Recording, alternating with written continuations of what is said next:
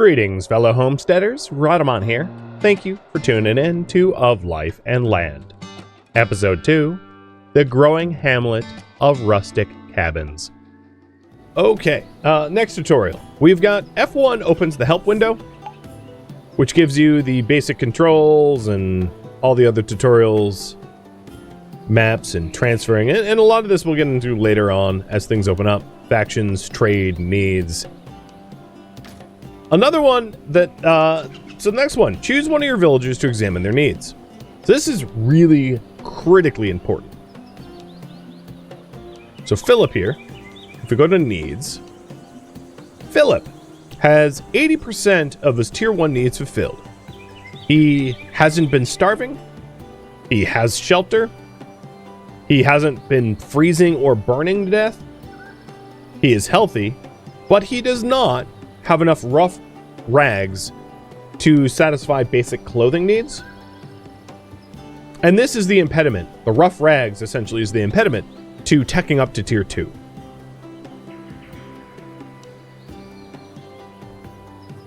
If I want to upgrade our little Yoda Valley, our little village, we need to reach tier 2 in population progression. So what that means is, in this case, likely making sure that we are producing as many rough rags as possible. And to that end, I think it's probably wise to employ another rudimentary tailor so that we can supply the rags that we are currently missing. Because the work speed production bonus for the rudimentary tailoring table is a bronze tool, of which we have none.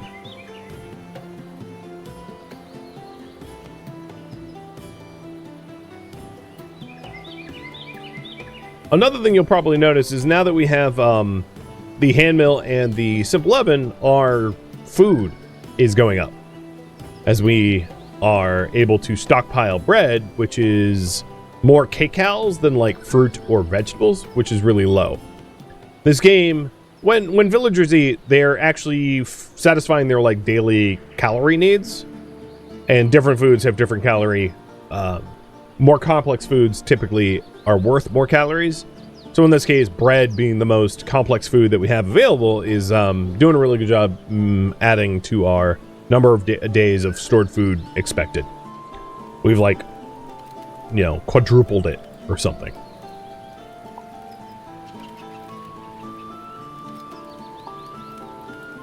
Oh, I have too many people hired. So what I'm going to do in this case is go over to the Gather Shack, uncheck, and fire Carl to put Carl in this tailoring table because we need more tailors.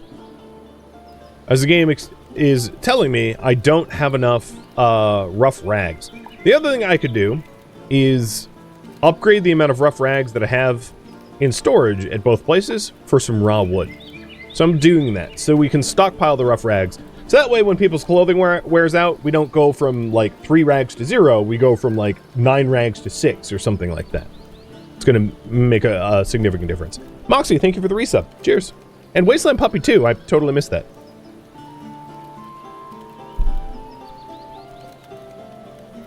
So if we take a look at the needs here, Roland, for instance, has 94% of his needs met.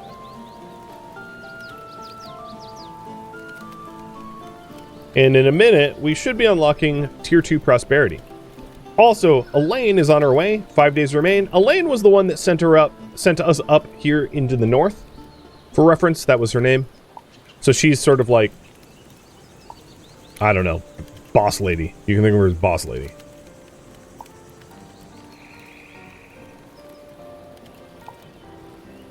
Another thing that the campfire satisfies, besides heat, is it also satisfies community a little bit. Like it's a place to eat.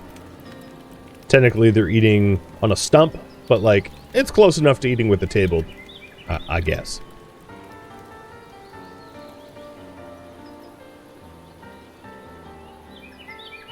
Look at those lovely rich fields of grain.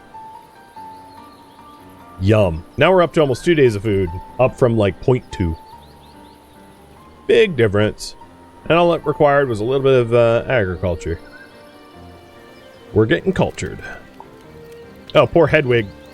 Burning because you sat next to the fire too long. Well, bud, that is somewhat my fault for having put your hand mill right next to the campfire. So you're welcome. Yeah, if we look at the heat overlay, it's pretty obvious why he's overheating.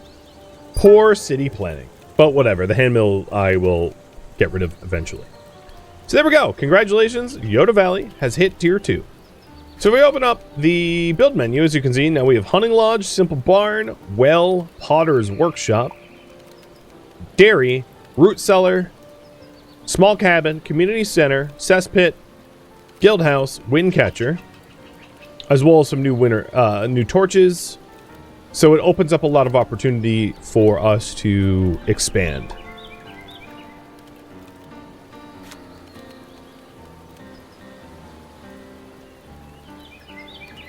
As you may have noticed in the rudimentary tailor, in order to make basic clothing, we are going to need leather. So the next thing I would like to do is to set up a hunting camp, and I'm going to set it up here. So the hunting camp requires stone, wood, grass, and branches, all materials that we have access to. And Chan, thank you for the resub too.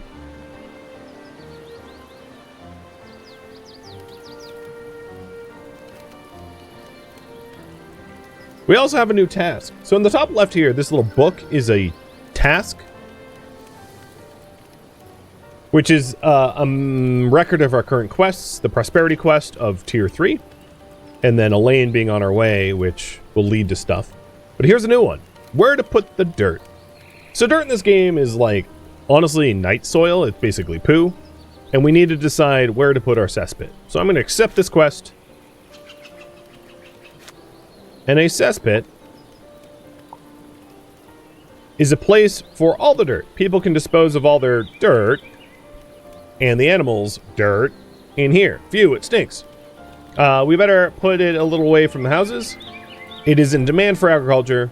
The dirt slowly builds, being composted here, but we need to be careful that it doesn't get too full or overflow.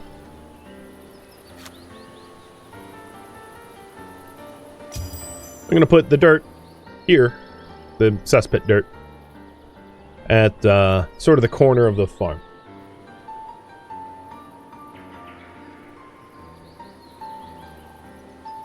So we're building a cesspit and a hunting camp.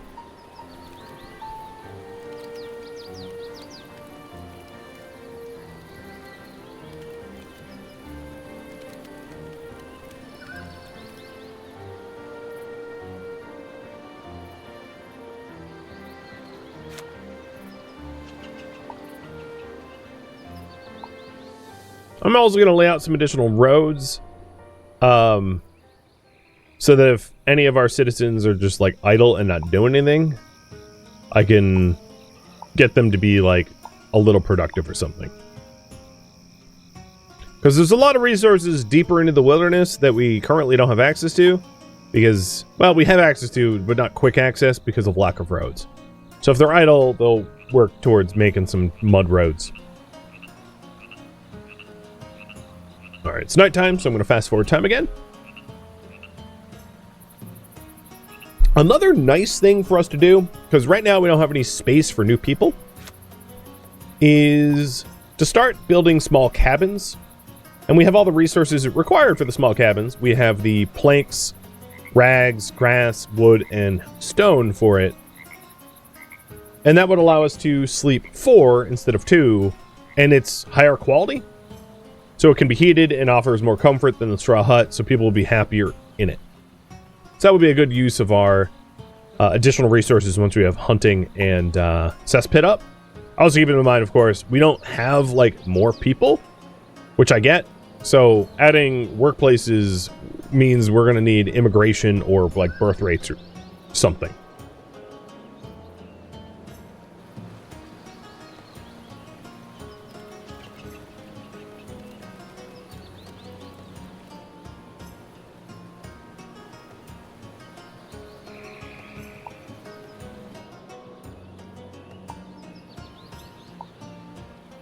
most of the material has been moved into the hunting lodge. And what I was thinking of doing is moving one of our tailors from tailoring to hunting so that we can start to make basic clothing. Because soon I will have the resources for it once we start hunting.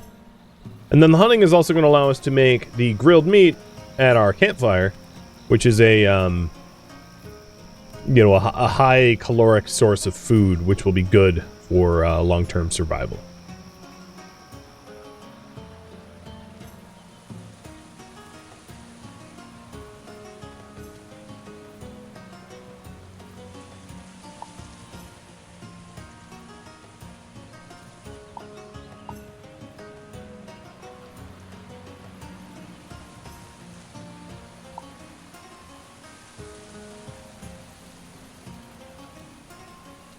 Let's take a quick gander at the needs.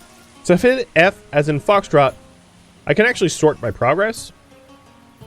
And the ones that have not entered Tier 2 Prosperity is Erica, Hedwig, and Astrid. Erica, what are you missing? You are not missing anything, so I suspect when time progresses, it's a little bit of hunger. But as time progresses, you will level up just like everyone else. And this is a good way to figure out like what your bottlenecks are. Astrid, everything is being fulfilled, so that should be only a matter of time. And then last but not least, Hedwig. Same deal.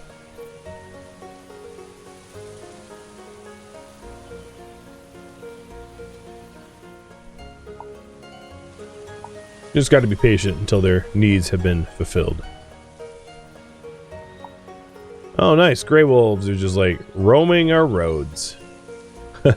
All the more reason to get the hunting camp up. They don't actually pose like a pending threat or anything like that.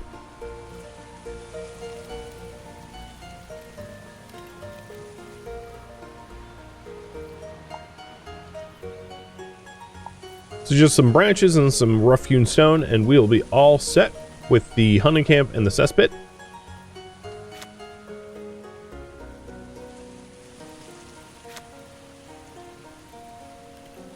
And I can see that Astrid, Erica, and Hedwig are all 94 progress to Tier 2, so I don't think it's going to be a big issue. Now, if we also mouse over them, we can see that Roland, Bjorn, Dana, Philip, they all want a community center, and they also want basic clothing. And some people want a place to talk to people, which would be the campfire. They have access to the campfire. So that gives you a pretty good indicator of what we should build subsequently. So there's the, here is the cesspit, and the way this works is you put dirt in the cesspit, time and heat makes it into essentially compostable fertilizer, which can then fertilize your farms. There's really nothing to do here. Just leave it be and make sure it doesn't overflow.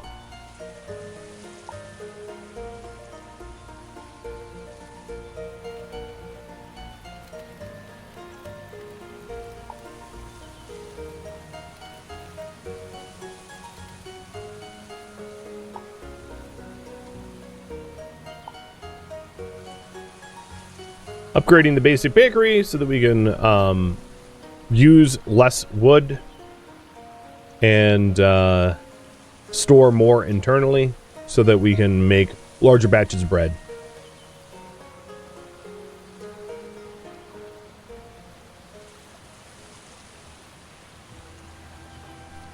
Well, the hunting camp is open. So, with the hunting camp open, let's go ahead and get rid of... I'm not going to just furlough. I'm just going to blow up the old tailor to put our hunter working in the hunting lodge.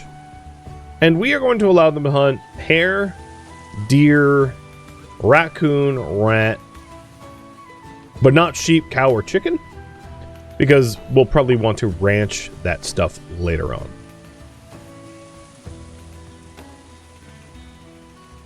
Fast forwarding time in the night.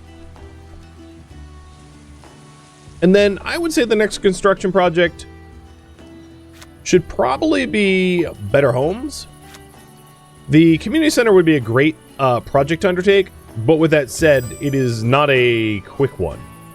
So of the other tier 2, I did build the hunting lodge. The simple barn allows you to corral animals, and that's mostly so they can produce like eggs, milk, sometimes meat, and you can see what it requires and what it produces is right there.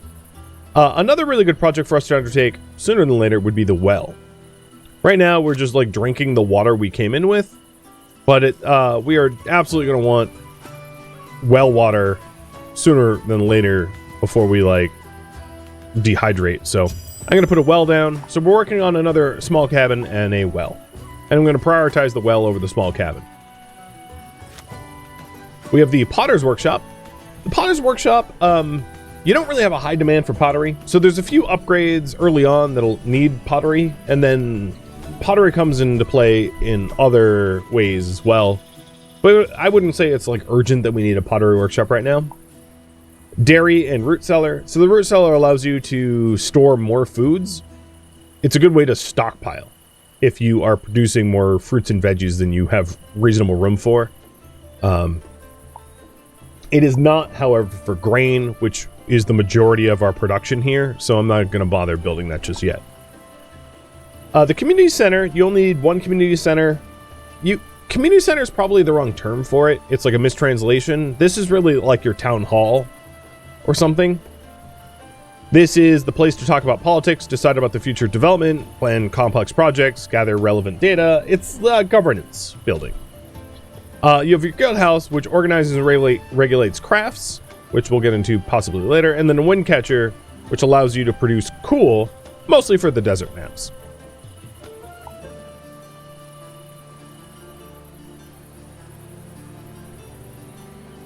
All right, nighttime. Ooh, there we go. Zooming through the nighttime.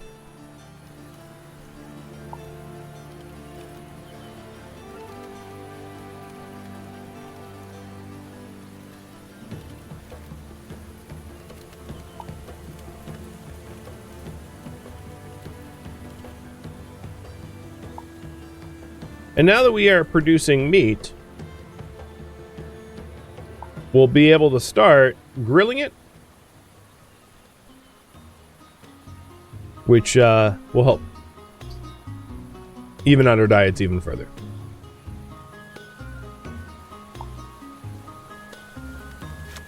Now, in terms of needs, every single citizen has now hit tier 2. Most of them are saying they want basic clothing and like a community center. So community center is absolutely the next thing I'm going to do once I have a little bit more room for immigration. Because without some additional housing, it's not like anyone can move here and not be homeless, which is kind of important if we want to attract immigrants. Come live on our land and be homeless, ha ha ha. Is like maybe not going to fly so good. It's also worth noting we're in a new season. So it is summer. About as warm as it's going to get, and if we take a look at the temperature overlay, it's obviously warm around the campfire, but it's warm everywhere. So much so that it's making my body disappear. Apparently, I'm a vapor now.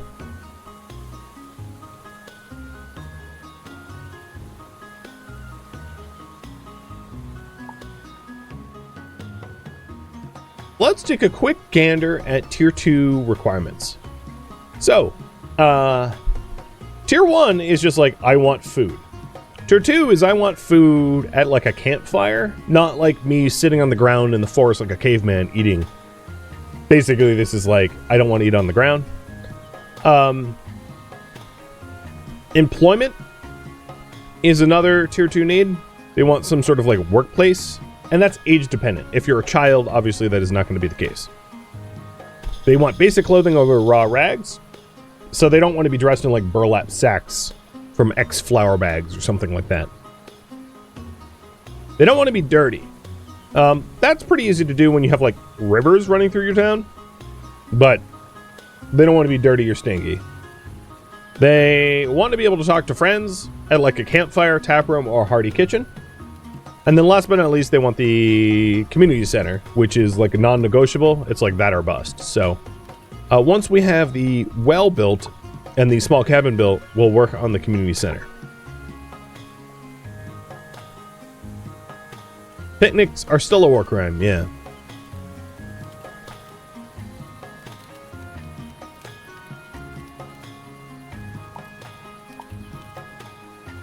And there's the well.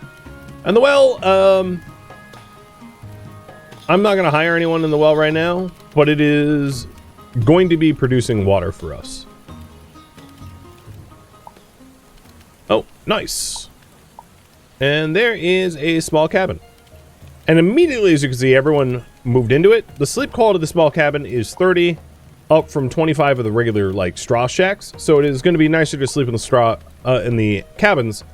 There's also, like, a separate upgrade tree. So the straw huts have a bonus sleep that costs raw wood, a bonus comfort, which costs grass, and then space for a pet.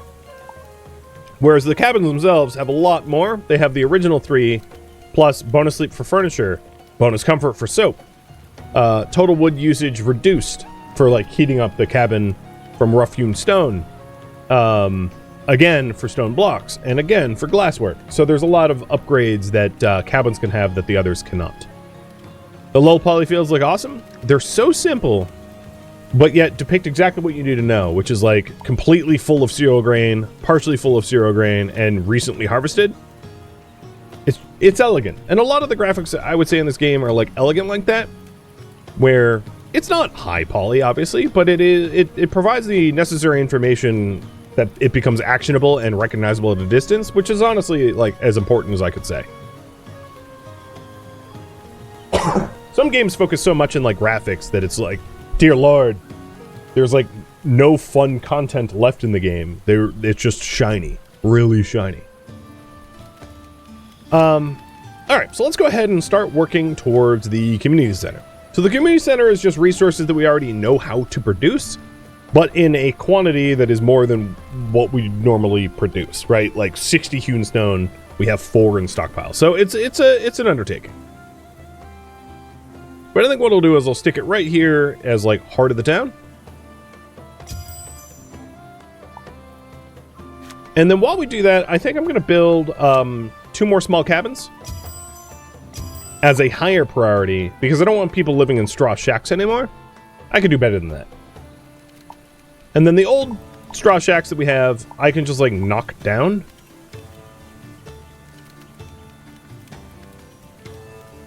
So I'm going to knock them down when they're vacant. And then also remove the little road underneath it too.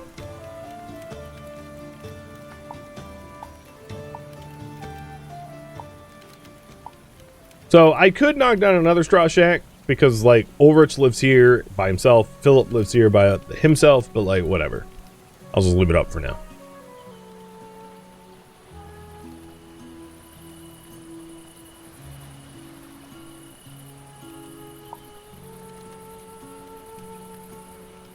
Let's go with bonus comfort because we have a lot of grass that is currently not being used for the cabins themselves. Probably all I can really afford because I don't have soap, I don't have furniture, and I don't have an excess amount of raw wood. But at least we can say, hey, here's some grass. Like, get comfy. Maybe they're smoking it. I'm not really sure.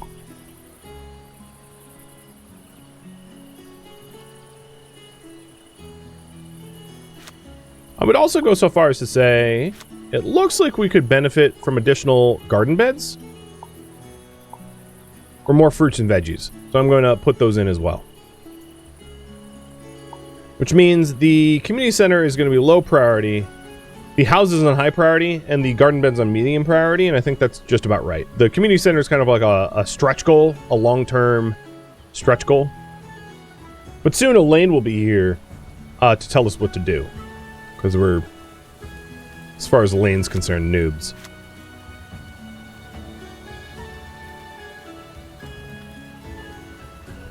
Also, Thanadin, thank you for the sub.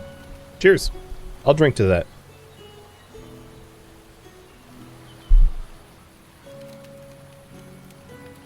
I kind of feel bad for the hand miller, so I might move him away. Because he's, like, torching himself for work. And, yeah. So let's make this like a high priority, just so that he doesn't have to burn. Oops. Should have thought of that. Oh well.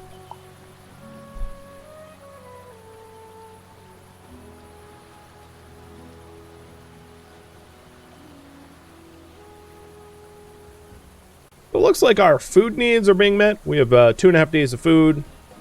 The variety of food is increasing. We haven't really had the opportunity to collect a whole lot of mushrooms, which would be a forester task.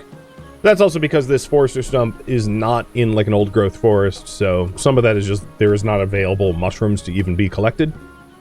How high are the firewood needs for shacks and small cottages? The upgrade only speaks to the reduction, but no actual reference.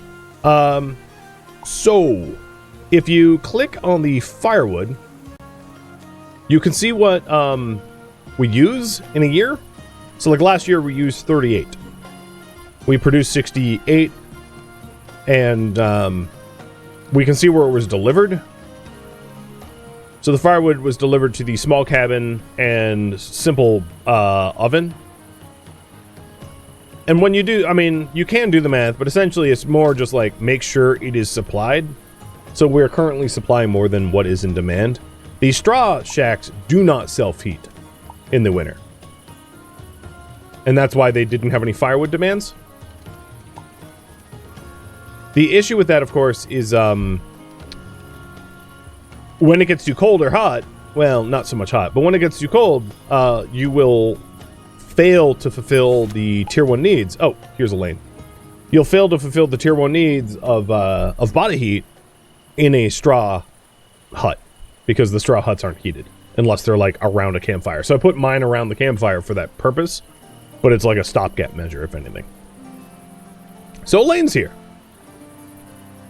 Elaine wants us to... Elaine is back from a short trip through the surrounding area. The region is diverse, and there are many exciting places to discover. We can probably find interesting raw materials there too. I've also spotted a village on the horizon. We should build a community center so that we can strengthen our influence. We can carry out explorations and conduct diplomatic business in the community center. So build one. Open the build menu, put it down. Got it. So we are tasked with building a community center, which is perfect because I had already started.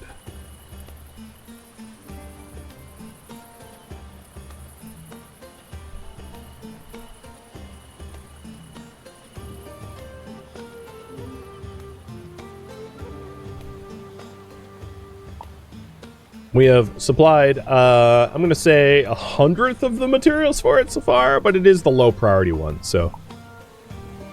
This small cabin is all but a plank, and then this one is some raw wooden planks. So the cabins are coming together pretty good.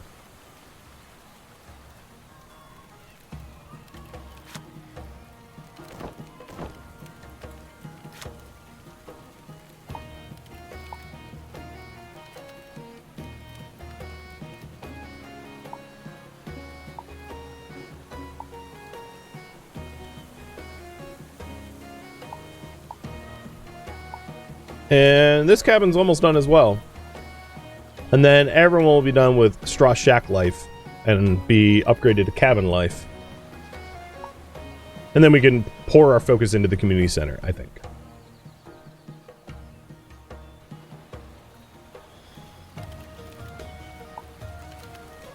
Alright, the new hand mill is done, so let's get rid of the old one. Trying to keep them a little bit more comfortable.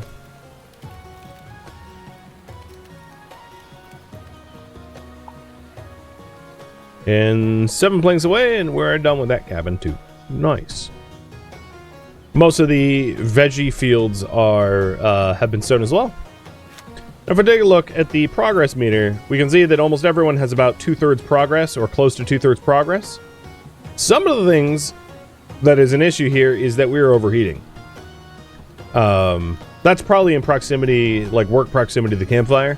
A lot of these basic crafting buildings I put around the campfire so they wouldn't freeze in the winter, but now it's having a detrimental effect, but not one that I'm worried about immediately.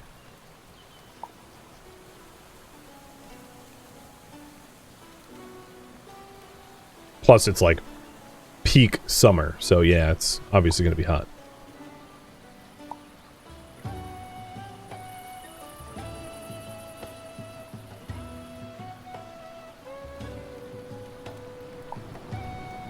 Alright, community center already has all its rags.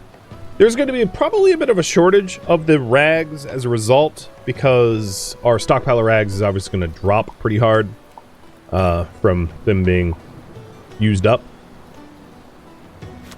But probably not enough, or hopefully not enough to drop us down a tier. Not that there's a huge negative consequence. The buildings that you have unlocked, you'll never lose access to when you drop down a tier. It's just people will be less happy. You'll have less immigration, etc., etc.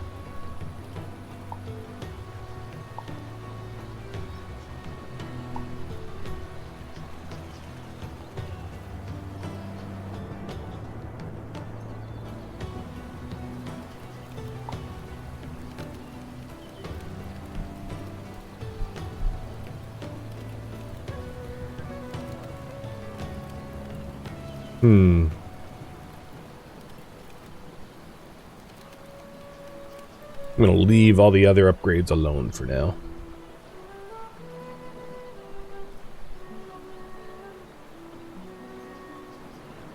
So we've got 3 more planks and the last cabin's built. And we'll be able to phase out these grass huts. Straw huts. The community center is, I would say probably the bottleneck is the remaining material, only because we have 1 collector for each. Is a campfire something that can be disabled during warmer seasons? It could be, but it wouldn't be necessarily beneficial, because at the moment we have community eating needs, which are only met by the campfire. So it would be a net negative. You're basically deciding a few people won't get overheated for everyone losing their access to a place to eat. It's probably not worth the compromise.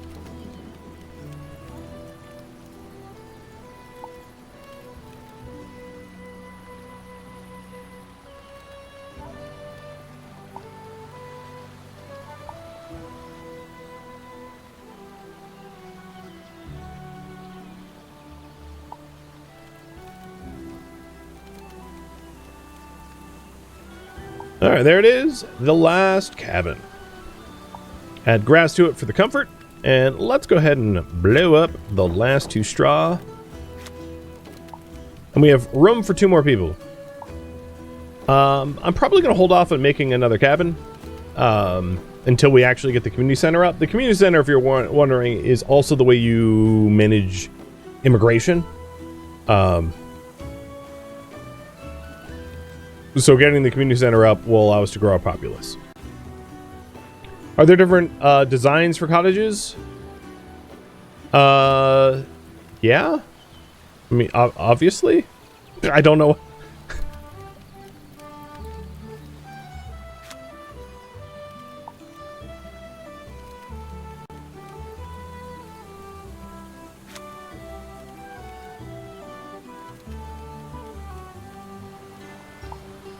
Alright, we are some sticks and stones away from laying the foundations of a community center. Let's see if there's anything to be done about that. So we already have the working processing speed for the stonemason. And then for the forester stump, we already have the processing speed. And then for...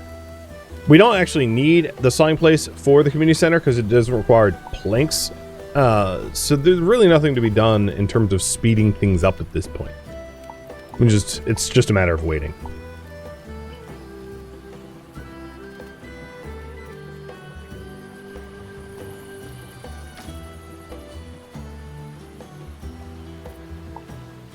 Now the other thing to note is our hunter has not gotten any leather. I'm sort of curious where the leather's at, because I was hoping to be able to turn our rags into sewn clothing, but we haven't got any leather yet.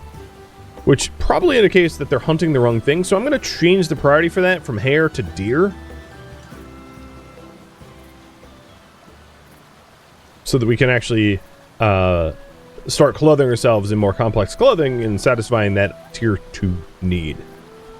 The other thing that we could do, once we have a population growth, is to get a simple barn so that we can actually corral the sheep for wool. That would be the alternative path. I haven't built the barn yet because there's just no one to work it. Right, that would be the main bottleneck. So, if you're wondering why I haven't done anything with the wild animals, that's the reason. I just don't have enough people yet. And we are working to solve that for sure.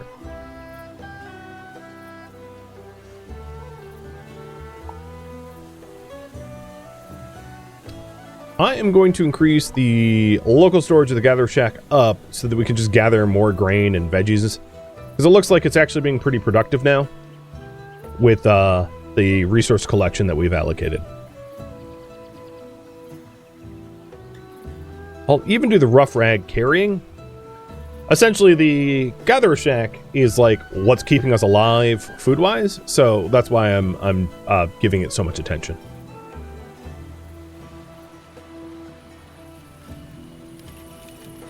I like how the bunnies keep stealing grass from our material crates. It's like, it's okay. It's just grass or tree bark. You can have it. Because if you're wondering, all of the animals on the map tile also satisfy their needs. So they have like their own food, temperature needs, etc., etc. And as a result, they are absolutely going to look at our own food grown or stored as a potential food source. Here's case in point. We have a bunch of sheep that are probably just eating our veggies, but we have enough veggies sown that I just don't care. Right? I'm not going to hunt them because they're foraging. It's not a big deal. I've got fields and fields and fields. Got like a whole acre of veggies, so it's not really a big loss. Here we go, we have another task. A family knocks on the door. A family arrives late in the evening. They say they are from the northern part of the Empire and have traded their last belongings to come here. There is hardly any work in their village, and taxes were raised again in the spring. Let's take them in. Wolfram, Georgia, Baldwin, Heidi. Awesome. I have no idea how old they are, so let's take a quick look. So as they come in, if you're wondering, Heidi and Baldwin are children. And the game is paused, but as soon as it's unpaused, it will register them as children. And then Georgia and Wolfram are 21 and 22. Wait, Georgia, when did you have your first child? I mean, I know I can do math, but that seems a little, yeah, I'm not going there. So let's go ahead and build a home for them. I'll build another shack back there. Hook it up with its own private road and make this the highest priority. Thank you for tuning in to Of Life and Land, which originally streamed live on Twitch. If you have any feedback or questions for me, let me know in the comments below. If you would like to catch a live stream of mine, Rhodamont.com has my stream schedule and countdown timers to upcoming streams. If you'd like to join my online gaming community on Discord, Rhodamont.com has a link to it, as does the description of this video. Thank you so very much for watching. Special thank you to my Twitch subscribers, Patreon patrons, and viewers like you that support the channel and made it all the way to the credits. Thank you so very much. I hope to catch you next episode or an upcoming stream. Farewell, fellow settlers.